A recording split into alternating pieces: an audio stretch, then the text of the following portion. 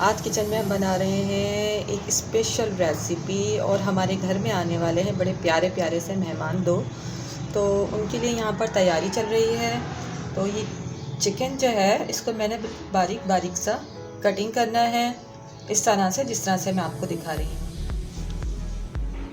मेहमानों की आमद की तैयारी के लिए मेरे हस्बैंड जो हैं वो भी लगे हुए हैं साथ में, जल्दी जल्दी काम करने की वजह से कि कहीं ऐसा ना हो कि मेहमान आ जाए। ये देखिए मेरी उंगली में कट भी लग गया है और अब हमें अपनी फास्ट स्पीड दिखाना होगी काम में।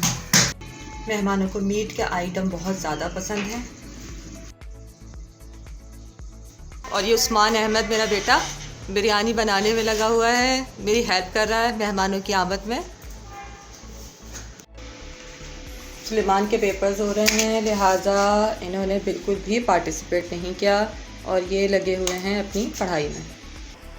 और अब ये मेरे बेटे यासीन अहमद जो आ गए हैं जल्दी सरप्राइजिंग मेहमानों को देखने के लिए, और बिरयानी लवर और रहा नहीं जाता, उनसे वेट नहीं होता। और ये हैं वो खूबसूरत से मेहमान जिनका हमें इंतज़ार था और जिनके लिए हमने गोश्त की कटिंग की थी बारीक बारीक सी छोटी सी। और ये तो एक छोटा सा प्रैंक था, खुशियों भरा आपके और हमारे दरमियान।